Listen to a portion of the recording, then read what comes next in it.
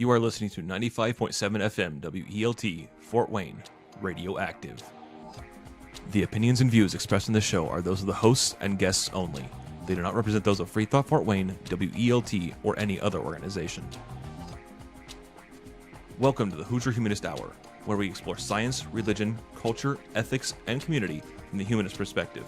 Join us as we discuss those topics and more, free from the ideologies of religion and superstition. Hello, everyone. Welcome back to another great episode of the Hoosier Humanist Hour. I'm joined today by Christopher and V and Andrew, and of course, myself. I'm Drake. And I wanted to start off the episode this week talking about a little event that FreeThought Fort Wayne shared with the Fort Wayne Astronomical Society. Went out to the park and had a bit of a stargazing adventure. I unfortunately was unable to attend, but I have gone to previous events and awesome. Back in that park, very clear skies. You can see almost everything. We had quite a few high-powered telescopes, which we could see, just really intricate details of craters on the moon, far-off stars, binary systems, things like that.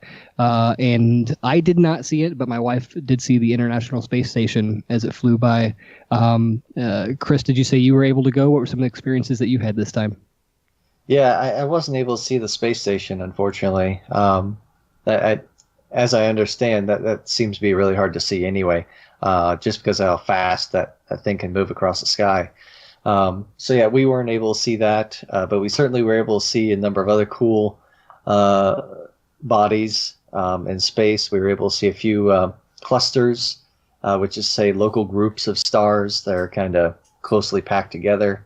We're also able to see a binary star system of sorts, to where I believe one was more of a yellow color, the other was more of a blue color, so they were kind of cool to look at just because they're very, very different colors.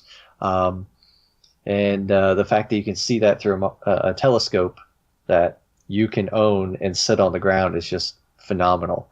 The other thing that really struck me, I was able to actually get a picture of, was Saturn. And I've never gotten to look at Saturn through a telescope before. And that was just phenomenal, that you can actually see that planet and its rings from the distance that we're at, and with a telescope that's only able to go up to like 400x or so magnification. That just blew my mind. It was one of the most beautiful things I've ever seen. And I saw the picture, and it wasn't just like, okay, we're standing here and we can see a point of light and we can say, oh, that's Saturn. It was actually, you could see the space in between the rings and the planets, and it was much more than anything else. But it was a real bummer the time I went. It was a big, bright, full moon, so it was really hard to kind of get your full night vision and to see things around there. What kind of conditions were there this time? So luckily the sky was pretty clear, but we did have maybe a third of a moon at the time. So it wasn't ideal per se, but it was definitely not overbearing as far as the light pollution from the moon. And Jefferson Township Park is actually a good distance away from Fort Wayne, that you don't get quite so much of the light pollution from Fort Wayne, but it still definitely influences it. So I mean, it's a great place to stargaze, but still not quite the view that I would experience out at my dad's place, which is 45 minutes outside of town instead of just like 10 minutes out of town. So right, and those guys who do that, who have the telescopes, they really know their stuff. I'm always surprised just hearing them talk about, okay, well, here's this star cluster.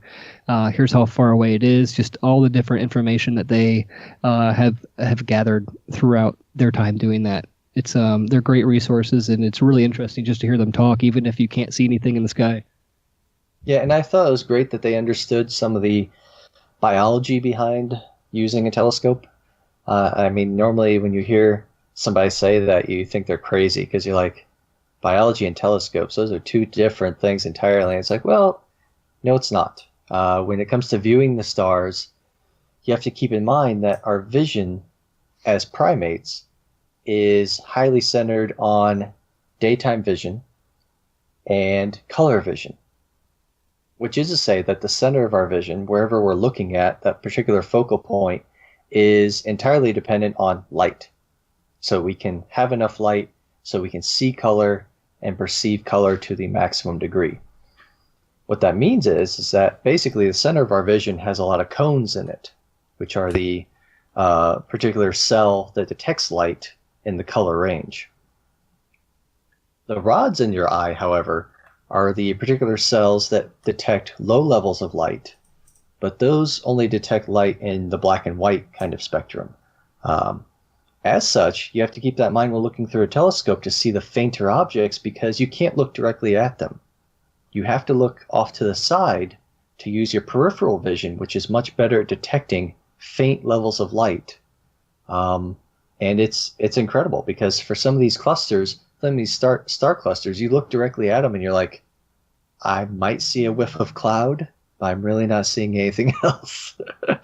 But as soon as you direct your vision just to the right or left a little bit, then you're like, oh my gosh, I can actually see individual stars in that cluster. It doesn't look like just a cloud anymore.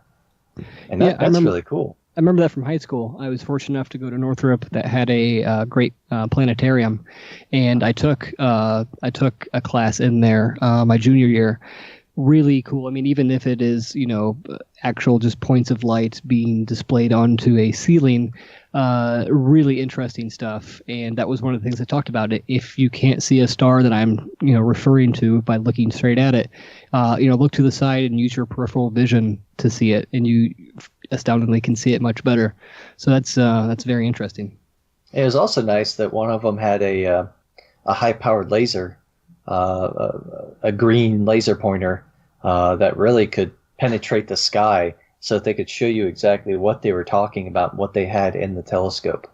I thought that was really cool. And another thing I did see, speaking of space this week, was I believe 80% of people can no longer see the Milky Way due to light pollution. Did anyone else read that? Yeah, I did hear about that. That's very, very unfortunate.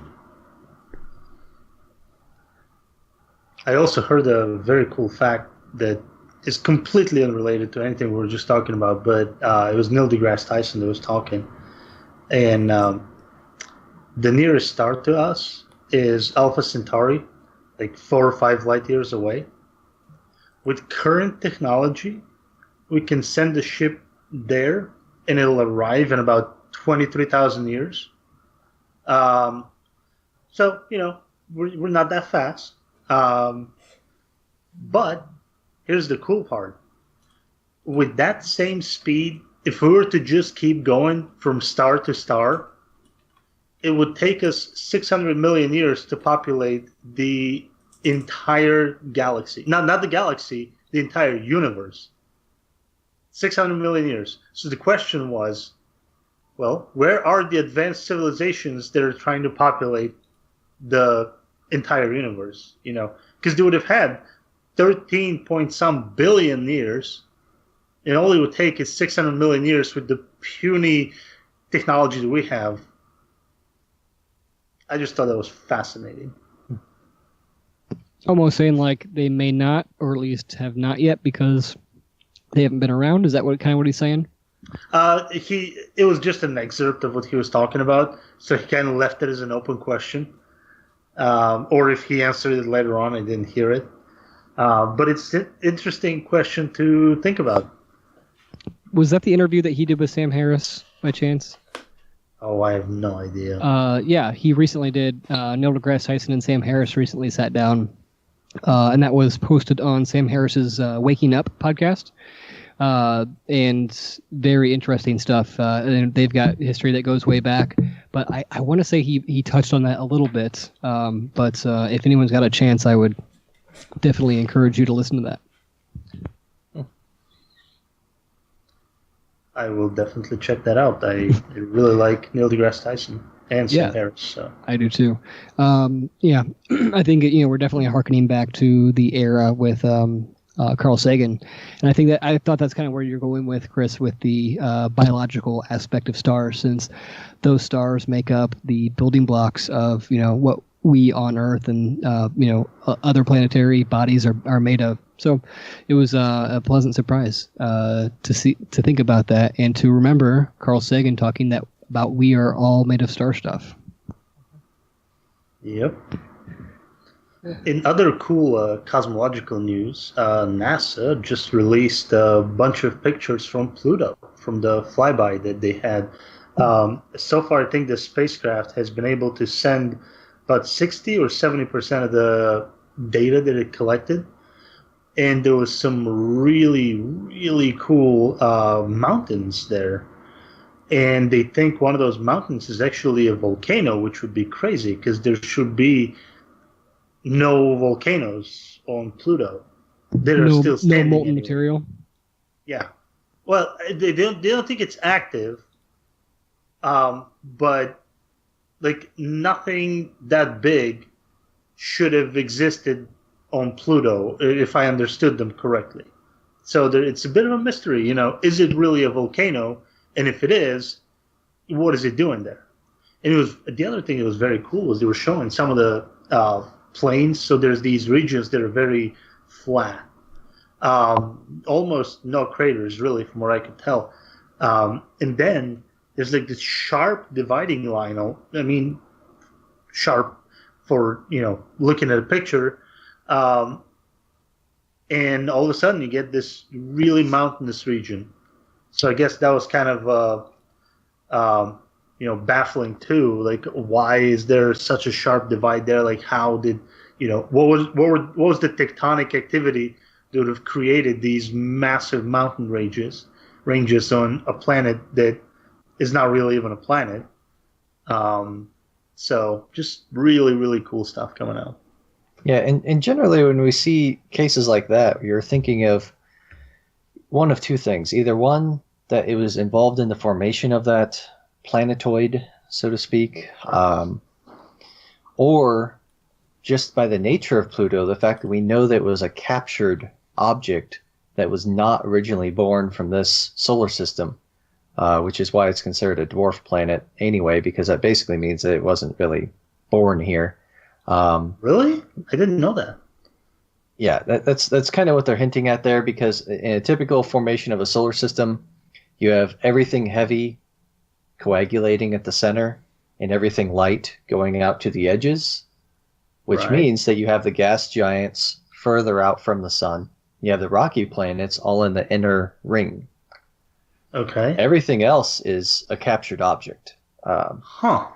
And so that's kind of what they're thinking for Pluto, is that it was a captured body. And so it's kind of interesting to try to think about maybe some of the processes that were involved in it becoming captured in the first place. Maybe, maybe it was an object that came from another solar system and swung by our sun, making it really hot, and it boiled its interior and boom, made that volcano. Then you can also think about, well, maybe during its formation, or maybe while it was close to the sun even, it impacted with another large object, which kind of remolded that part of the planet, smoothing that side of it out, but creating a huge mountain range around the rim of it to indicate the crater, the edges of the crater of that impact site. But in the formation and molding of that planet, it would smooth out or make like a plain region in the area of the impact site, because the planet would almost like heal itself. That makes sense. Yeah, that makes sense, because I also didn't see many craters, so that would smooth out craters. Right. So those are just some possible explanations. Yeah. I'm not a geologist or planetologist by any means, but those sorts of things seem to kind of make sense to me, just to simply explain it from a layman's perspective. Yeah, and it kind of makes sense, because if you look at the moon, I was talking to one of the guys from the Astronomical Society, and he said some of those craters are so big, and because the moon is so small, and the curvature is bigger in that case, you wouldn't see, if you're in the center of that crater, you wouldn't see the rim, just because it would fall off from your field of view. So you wouldn't even know you're in a crater. Wait, are we getting back to the flat Earth people? Where is the curve? No. I wasn't going there. I was just saying on the moon, the craters are big. That was the point, and they're giant, Right. and they're visible, and they're everywhere. But from as far as I could tell, looking at those regions that they took pictures of on Pluto, I mean, they really looked smooth. I don't know what the resolution I was looking them at, but on the moon, it's very easy to spot the craters. There, I didn't see many. Mm-hmm. So I thought that was kind of interesting. Yeah, and I guess I only really mention that because of how relevant that kind of geology was to the formation of this planet. Because we believe that there was a large object that collided with our planet in order to form the moon. Yes. And that was during the formation of our planet, so the planet kind of reformed itself, healed that wound, so to speak, and we end up with a fully intact sphere for a moon and a fully intact sphere for Earth. Yeah, that is very surprising. When I first learned about that, I almost couldn't believe it because it didn't seem like you would end up with two perfectly spherical objects. Like, I would think at least the moon wouldn't have enough gravity to form itself back into a nice sphere. I would have thought at least the moon would stay partially, flat on one side, or who knows, like there'd be obvious signs of damage, but apparently not. But you could analyze the same thing with Saturn and its wondrous rings, right? And sit here and ask the question of, well, yeah, Saturn has a number of moons, but why hasn't the rest of the rings coagulated together to form more moons? So that's a very interesting question too. Yeah. Wish we had an astronomer here to ask those questions. Right. Yeah. Does FTFW have a program like that, or even Indiana Tech or any of those?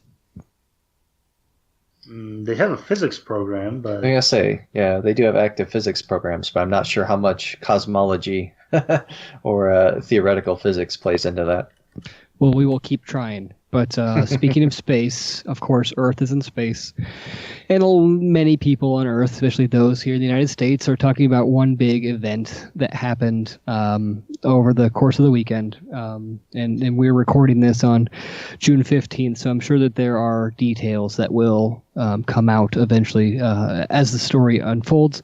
But of course, I'm talking about the mass shooting that happened in Orlando, Florida, at the Pulse nightclub. Lots of tragedy there, of course. And I just kind of want to give a rundown of the details before we get into it, just in case either someone has not heard of it, or someone has not heard the full details, or maybe someone has heard half-truths.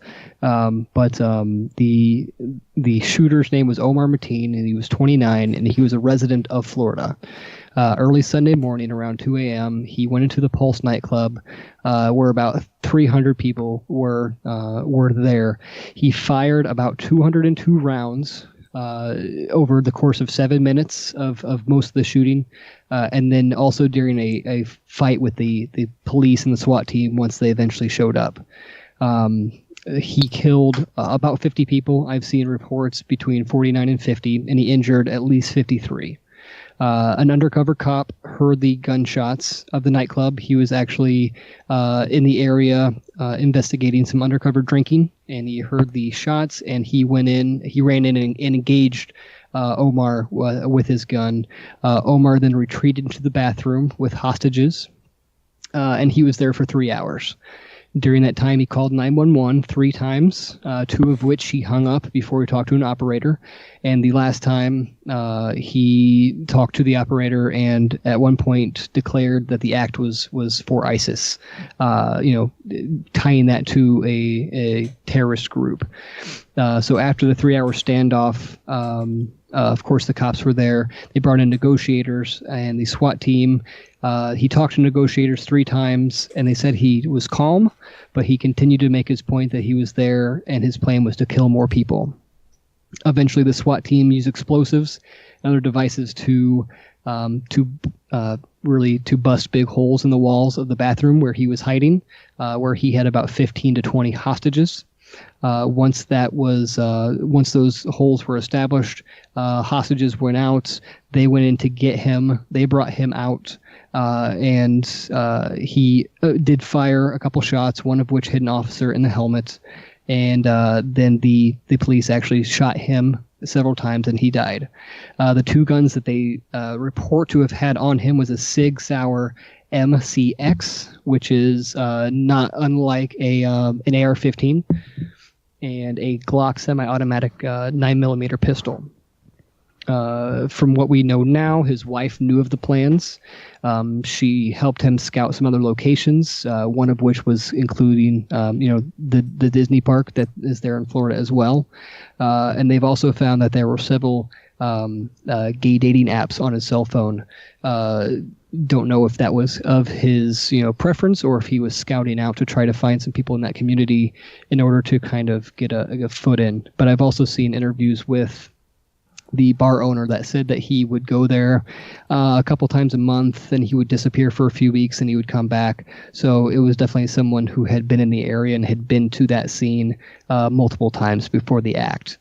What is your guys' initial reaction when you hear that news? Well, just to add something to it, I heard an interview with his dad, and his dad, not that he would always know, claimed that his son was not gay, and that if there were those apps on his phone and he did visit those kind of places, was more for research as opposed to, because that was his sexuality or anything like that. So just kind of throwing that out there. But yeah, I mean, obviously an awful act. I don't know. There's multiple angles to look at it. Was he instructed by someone from ISIS, or was he just a sympathizer? Did he pick a gay bar because he finds that lifestyle offensive, or did he pick that particular gay bar because it's always packed on Saturdays? Whatever the answer is, he killed 49 people in a matter of minutes, and it's just a tragic incident. From what I understand, it is the highest body count in a mass shooting ever in the United States. Just totally awful. Yeah, I'd be interested to know if he was just like a lone cell sort of. He was kind of isolated, and I mean, for lack of a better term, just called up ISIS and said, "Hey, I'm going to go do this. Can I have your blessing? Will you back me in this?" Or if he was somehow aided in the planning, in the gathering of supplies and things like that. If it was more constructed than just him operating by himself. Yeah, from what my gut feeling on that is, he probably didn't have any contact with anyone at ISIS. He was probably just a sympathizer that was kind of a self-radicalized kind of person that, just decided to take it upon himself to commit such a violent act. And of course, there was the news that ISIS accepted responsibility for the attack, but, it doesn't really mean anything. Of course, when someone does something that they like and claims that, there was a connection, of course, they'll gladly accept hate to use the word, but the street cred. So I don't know that really tells us anything. We just have to wait and see what the FBI and all the other intelligence agencies find out about what actually happened. But I found it very surprising what you said, that his wife actually helped him scout those locations. I mean, I heard that she may have known something about his plans, but I didn't know that she was actually an active participant to that kind of extent. That's kind of crazy. Right. I think those are some newer details, and I know that she may be under investigation. I'm sure she's been questioned, but I don't know yet if they'll seek criminal charges against her. I think that's still kind of unfolding. Yeah, I mean, if they were just, walking around and he said, "Oh, one day I'm gonna come out here and kill some people," I don't know if you can hold her responsible for that. Or if he just said, "Oh, well, these people deserve death." Like if that's what he said, and I don't think you can hold her responsible. But if it was more than that, then definitely, she should be responsible for that. So, I mean, the leading question here is, who's to blame? What's the cause of this? Why did this happen? Do we see this as more, radical religious ideology? Do we see this becoming a problem because of the availability to get guns? Do we see this simply as a hate crime? Of all the ways to kind of look at it, what are some inclinations? What are we thinking here? Is there all of the above? That's very true. It could be, a little column A, a little column B. But I know me and V were kind of talking before the show, and I kind of have to play devil's advocate here. I mean, of course, we've got the polarization of the left and the right here in the United States. And of course, right now the left is lobbying more for stricter gun laws. And I'm trying to wrap my head around it. I'm trying to take in all the information and all the truths that I can. And I always kind of bring it back to equating laws that obstruct people getting other things, such as abortions. When you take away that the ways to get abortion legally and safely, if you take that away, people will find a way to do it harmfully, and they will do it poorly. They will hurt themselves, or even when you take drugs away, or you criminalize drugs that aren't necessarily dangerous, and you create a dangerous environment for people to sell those drugs, to cultivate those drugs, things like that. If we try to mandate, guns as a whole, and I know that's not what's being suggested, but if we make guns more strict, is that going to only create an underground market and make this more of a problem? So here's one example that I didn't think about earlier to mention that I was reading about, and I obviously this is a little controversial, but let's say in Israel, from the Israeli perspective, those guys are dealing with violence and terror on a daily basis. Now, whether that's self-provoked or not, we can debate all those things. But there, such weapons like the AR-15, stuff like that, it's strictly forbidden. You have to have a reason for having a gun. And even sometimes when you have a reason, they would still deny you the permit. And so that's just an example. Another example is to look at what happened in Australia. So in Australia, back in the 90s, there was a big mass shooting. And in that case, it was actually the Conservative Party that led the charge to, remove as many guns from people as possible. And they instated a buyback program, and most people turned in their rifles. I mean, you can literally see pictures of entire truckfuls of shotguns and other kinds of rifles just being dumped and destroyed.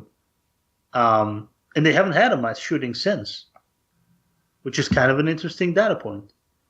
And just from my point of view, I think there's just too many loopholes in our laws currently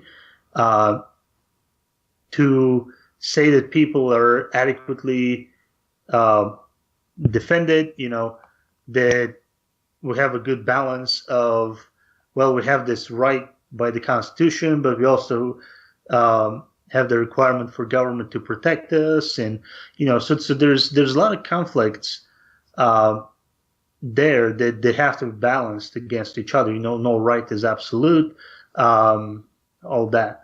So I think there's a lot of common sense things that we can do that easily 90% of people would agree, and would any of those things have stopped this guy? Maybe, maybe not. But, the alternative is to just sit around and do nothing. And I just don't think that that's a practical approach. Well, it's funny that you say sit around and doing nothing.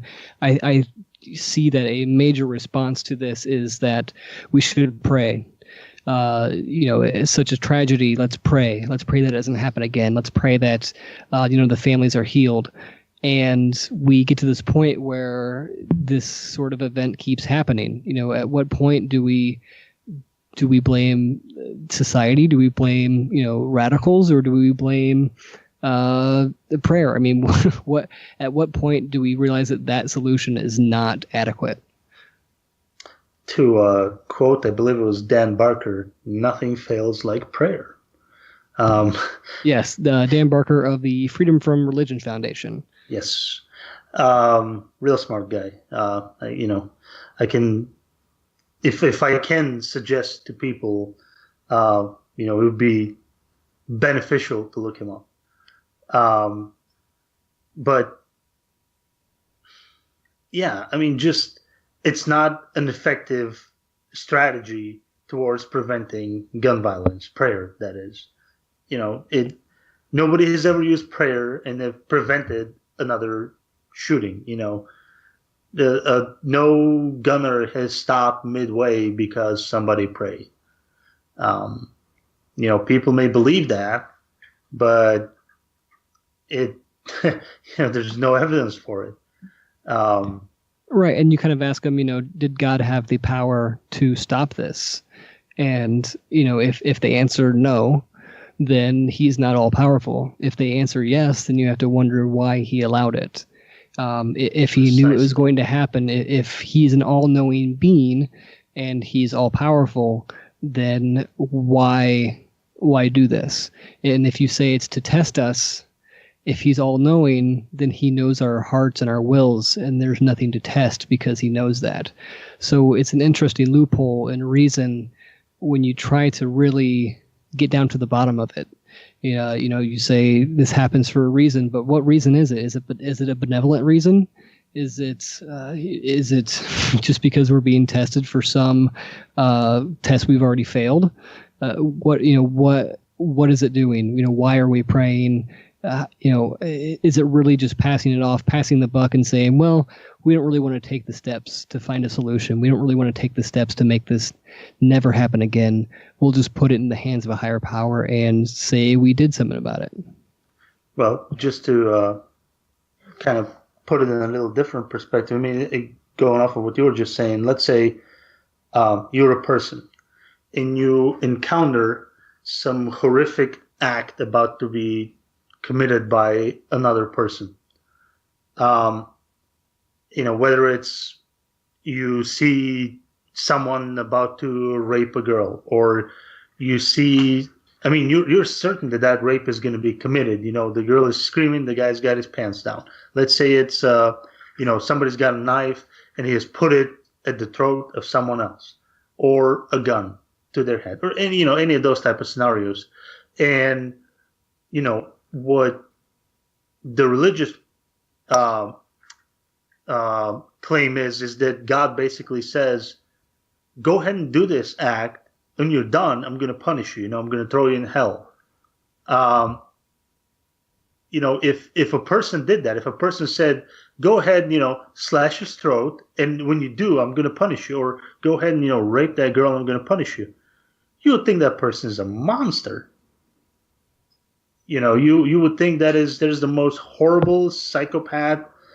You're just going to sit back and watch and not do anything? I mean, you're complicit in that crime at that point in time. But somehow it's okay for a God to do that. Right. I don't buy it. And in that same example, once you step in to stop it, you have now done more for good, and you've done more, you become more active than an all-knowing, all-powerful, benevolent Lord. I mean, you've shown compassion more so than this God has. Without stepping in, are they saying it's okay? It baffles my mind. I know Tracy Harris of the Atheist Experience, the call-in show in Austin, Texas, has expounded on that quite a bit, and I think she says it much better than I do. But that's the gist of it. I mean, yeah, it's totally true. Yeah. Yeah. So the way that I see it is that when put to the test, when really faced with logic and reason, God never wins. There's honestly, there's no way around it. Because either he can do something, and he chooses not to do something, or, he's just not what we think he is, so to speak. So the logical conclusion is that if he doesn't exist, we really don't see any effects. Because either he can do something and he chooses not to, or he's not capable of doing something. Either way, he's not a god. So therefore, there's really no need to say that God exists, because clearly we're doing everything ourselves anyway. No, that's totally true. It's totally true. And, when you even face it with statistics and look at the effects of prayer on curing somebody of cancer or something, you see that prayer works just as effectively as a placebo pill. And that starts to make you wonder. You're like, well, if you really like prayer, that's great. Just like if you really like pills and think they're going to help you. Well, I think there's something very instinctual about prayer, or I guess gathering, that religion kind of just takes over and says it's theirs. There are many benefits to the human mind and body to gather and to sing and to chant and to eat together and to share common experiences with or without any supernatural belief. And I think that's just hijacked by, you have to go to church in order to do this. You have to gather in his name in order to get these benefits, but you don't. I mean, positive thinking, I know we've talked about that. Positive thinking is going to be more beneficial than sitting around and having a negative attitude. I don't know if that necessarily works for the cancer diagnosis, but it's things that are overlooked. Yeah. So that's definitely a very important aspect that I would like to see more research on personally. Is okay. So we've shown prayer to be at the most as effective as a placebo pill. Well, what about more secular ways of encouragement, of community, just having your family come to the hospital and say, hey, man, you're looking great. Hope you get better. Best wishes, whatever. I'd really like to see how those sorts of comments influence the condition of the patient. And if they also have a slight beneficial effect equivalent to that of a prayer, just from a more secular perspective. That'd be very interesting. We could be starting to see more of that. I know there is a program in, I believe, Los Angeles and maybe one other city. It's called Sunday Assembly, which is basically church without church, or church without God. So the secular community gathers together one Sunday a month, and they gather together. They tell stories. There's a message. They sing. Secular songs. I think the interview I heard, they sang David Bowie.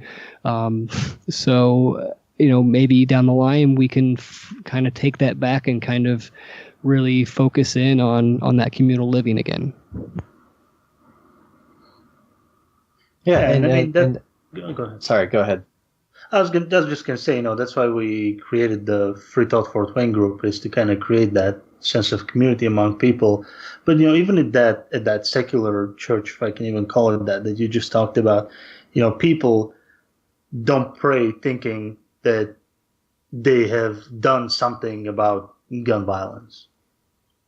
People that pray, regardless of what religion they may be, are under the impression that they're actually have done the duty that is required of them to prevent, such events from happening again. I think that just by saying a few words and God Almighty hearing them, that'll somehow stop the next event.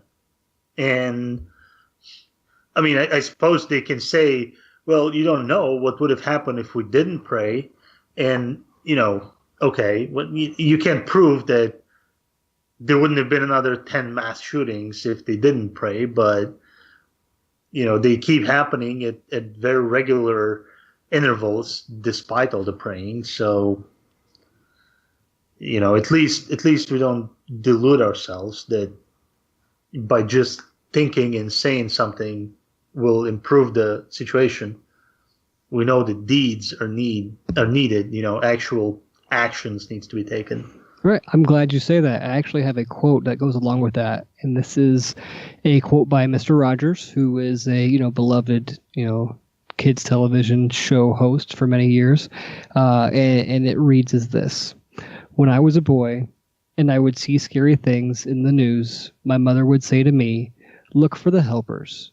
You will always find people who are helping.'"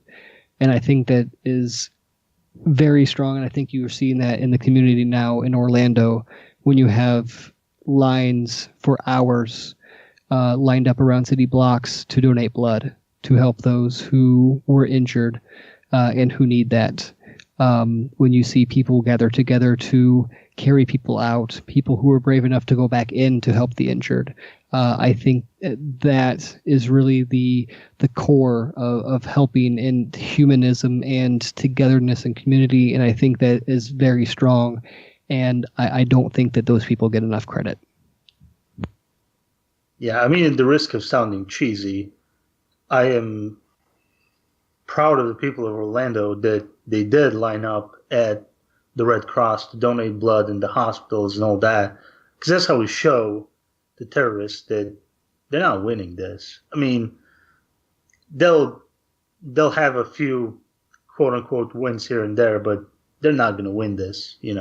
Our society is stronger than their will to destroy it. So I just hope that we don't allow them to turn us into a militarized society where everybody has to carry a gun. Because, I've been having a lot of discussions online with people that currently involved in one. Someone just told me that he thinks that everybody should be carrying a gun everywhere in bars and restaurants and movie theaters and all that. And, even when you point out, look, you mix alcohol and guns, you're not going to end up with a good situation. They just keep saying, okay, well, people need to protect themselves, and if you don't want to protect yourself, don't stop me. You can point out that you can't carry an AR-15 for self-protection. You can carry a gun. We don't need these weapons for self-protection. Just people don't listen to reason, in my opinion, oftentimes.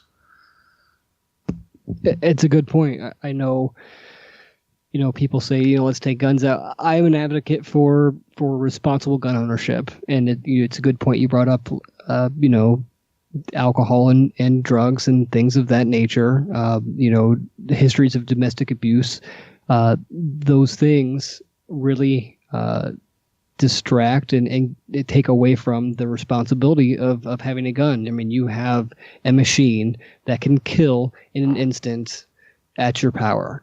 And I mean, I don't have a problem with people carrying a gun around at the movies and restaurants and things, but I would fear that a flood and highly accessible weapons of that nature would dilute that community of people who value really knowing how to fire a gun, how to load a gun, how to clean it, how to maintain it, and that's a scary thing when you have a bunch of people who are emotionally charged, thinking the world's out to get them, and having a weapon of destruction. Yeah, and I mean, it's one thing to have, let's say, a gun with 6 bullets in it. It's a completely different thing Right, to you have can't fire 200 rounds in 7 minutes with a revolver or a pistol. It's just not. You have the capacity is not there, and yes, you can kill a few people, but not to the amounts that we are seeing now that are becoming more common, and especially when you see this with elementary school kids and innocent people in movie theaters. I mean, you can always make the argument, more people who carry guns, the more people who can fire back at those who are not, following the rules or who want to do harm. But there's no reason we need 30-round clips in the public's hands. Exactly. One thing that is kind of interesting to point out, I don't know if people have heard of it, but there is several Democrats in Congress currently. I don't know if it was the Senate or the House, but they are holding something that's like a filibuster, but it's more than one person. They're just basically passing the floor from one to the other and constantly occupying it. And what they've committed to, at least so they've claimed, is that they won't step off and won't stop talking until there's a commitment from Congress to pass some gun regulations. And some of the things that they've talked about, because I listened to it for a while, was, closing the strawman purchase loophole, the gun show loophole, expanding the background checks, and allowing the CDC to study gun violence. I mean, I would think that those 4 things that I just listed are common sense. I don't see why, we shouldn't get like a 90% agreement on those 4 things. And if we do, why are people so opposed to implementing such simple, common sense, rules in place? None of those rules would have probably stopped this guy, but they may stop some guys. They may make people think twice. Let's say you had to wait 3 days to get your guns. And when it's a crime of passion, that may be just enough to let yourself cool off and not kill someone. So all these little things, if we just tweak it here and there, we don't have to make the perfect be the enemy of the good. We can do some things. We can improve the situation in some ways. We shouldn't just say, oh, there's nothing we can do, like the NRA wants to say. Right, and I'm sure I'm not the only one who's heard the term common sense conservative. I mean, gun ownership should be more of a privilege. If you've proven to society that you are not responsible to have that, be it on a no-fly list, under terror investigation, things like that, it should not be as easy to obtain that. And it's interesting, I know I've heard that Donald Trump and the NRA are kind of in talks right now to kind of get something along the lines of what the Democrats are asking for. I know their big thing is, maybe having a judge be the one who rules that they cannot get a gun if they're on a terror list or a do not fly list, or even having due process if they are put on a list like that, so that if they are wrongfully charged, they can come off that. So the tides may be shifting a bit, but I don't think overall there are changes that are going to be as sweeping as some people would like. Well, one of the things that one of the Democrats that I just mentioned that's holding that sort of kind of filibuster, what he was saying was that there should be a way for people to get off of that list. There should, if they pass a law like that, there should be some court or some way for people to challenge them being on that list. So what the Democrats are proposing is not outlandish. I mean, that is a good suggestion. Let's say you were wrongly put on that list. Okay, they're even before anybody asking, they're already saying, okay, well, we should have a way to get you off of that. Another thing that I want to bring up that is so insane, I don't know if you guys saw it. It was some kind of little PBS town hall that Obama did a couple weeks ago.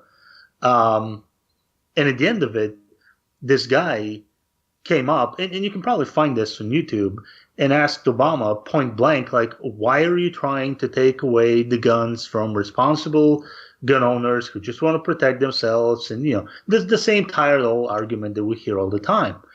And one of the things that Obama said that, was just, when you look at it, when you look back on it now, it's so profound.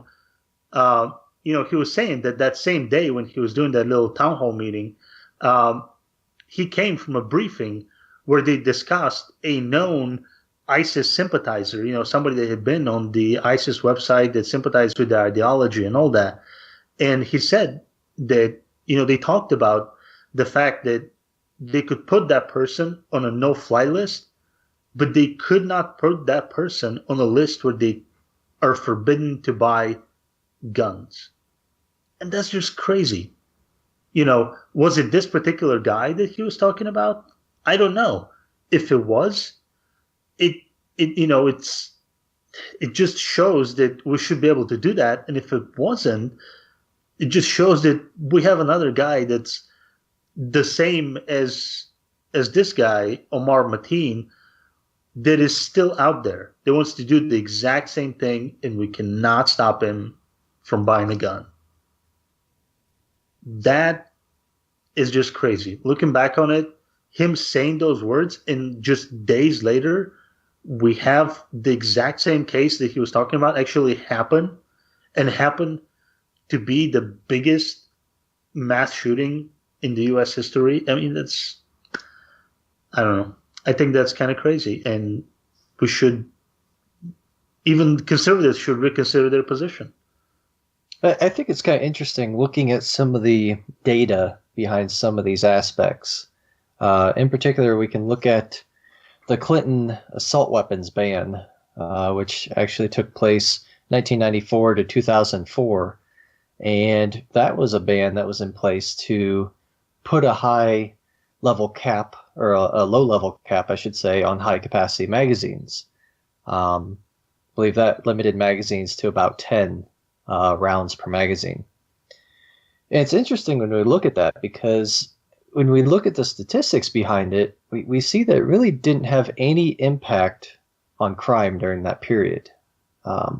Crime fluctuated within the normal means that we would expect it to fluctuate. And this is not something that's unique to America. We've actually seen this in other countries. You mentioned the Australia ban in particular as well. And we really don't see crime rates or even murders decrease after such bans or returns of firearms or confiscation of firearms. And so it tells me that if people want to kill each other, they're going to do it. It's not really going to be very dependent on the vehicle that they use to enact that kind of violence. Alternatively, you could talk about even how long it takes to change out a magazine. Okay, it's not 10 minutes. It's actually about 2 to 5 seconds to change out a magazine. So even if you have 10 round magazines and somebody wants to kill 100 people, it requires a whopping, 50 seconds to switch out all those magazines? Do you really think you're going to stop the carnage if he wants to enact that carnage? No, you're not. That's ridiculous to think about. So it's things like that that really kind of bother me, is putting everything in perspective, and other people sit here and say, well, but, this is 50 people killed in one moment. And you know what? That's right. You're absolutely right. That's a horrible, horrible thing to happen. But when you put it in the larger perspective of things and you see that's 50 people of the 12,000 people that were murdered by guns in this year, that's a drop in the bucket. That is nothing, thinking about that being the reason to try to take away everybody's guns. Because there are plenty of people. And, we can look at the statistics behind how many people have guns. Okay. Now, obviously, handguns are the number one vehicle that people use to kill each other. In fact, I think the figure that I last saw was about over 3/4 of all the deaths from guns come from handguns. And when you look at handgun ownership here in America, it has been skyrocketing in the past 15 years. And yet the number of handgun deaths just keeps decreasing with time, both the number and the percentage. So whereas we're seeing millions more guns go out onto the streets, we're seeing thousands less deaths from handguns in that same period of time. And so it's numbers like that that start to put it in perspective for you that it doesn't seem that guns are a causal factor. It seems that what's a causal factor is the psyche of the individuals involved in such things, which is to say that if people have a crime history of violent crime, or if they have a history of mental illness or something related to that, they really shouldn't have any business owning a gun because they are dangerous. Dangerous people. It's the dangerous people that do these sorts of things. If they want to do these sorts of things, they will find a way to do it. It's not going to stop them enacting laws. You know, if you have a crackhead on the street, how are there crackheads on the street? Crack is illegal. It doesn't matter. They're a criminal, so they're going to acquire it anyway. So even if you go about trying to ban things, they will sit here and modify the weapons or acquire weapons that they probably shouldn't have. And it's actually illegal for them to have, but they'll still acquire it anyway because they have this goal in mind. And honestly, with a driven individual, it's hard to stop people like that. No, that's totally true. I mean, I agree with you. But again, you know, we've got to do something. When you go and get a license for a car, you know, if you want to use a transportation vehicle, you need a license. If you want to buy a machine made to kill people efficiently, you can do it in 5 minutes. No license required. You know, there's got to be some way to prevent some of this stuff from happening. Right. And I definitely agree with, you know, what happened in Australia was they actually tried to make a blanket law because they were actually having each province or state of Australia do its own thing. And then they did a blanket law after that massacre that you mentioned. And that's at that time they were able to actually put forth real regulations and licensing and such. Sure. And I definitely see that same kind of thing going on here in America. If we try to regulate that, at least at that level, to where we make sure that people can legally acquire a gun, should they choose, but also at the same time require those that shouldn't have a gun to forego gun ownership, at least at the legal level, as opposed to this lack of regulation, which is just ridiculous. It needs to be regulated. Right. Yeah. You know, if none of us here is a gun expert, and if we can't even talk about, like, let's say that what I've suggested doesn't work, and let's say that I turn to the NRA and they said, well, NRA, you know, my suggestions are crap, apparently. What do you propose? All they propose is arm everybody. That's not the answer to it. No, and that's the thing, is that you'll find the two ends of the spectrum. Yeah, not any good. Yeah. And be reasonable and meet in the middle, at least, or in some way try to improve things. And shooting after shooting, whether it's kids, gay people, anybody, we haven't done anything, and it's disappointing. And you know, you can see a similar thing with the whole rape scenario. I know this is a little off topic, but you know, same thing with rapes is that it's not going to be dependent upon girls and how little or how much they show their skin. It's a psyche thing on the behalf of trying to get males to understand that they don't that they shouldn't be raping in the first place. Absolutely. You know? Absolutely. But on that note, I think we are running out of time. Yes, I know we could probably debate this and go ad nauseum at this for a while, but I appreciate everyone's input this episode. Thank you for meeting and talking, and I hope to have another great episode next week. Thank you guys very much.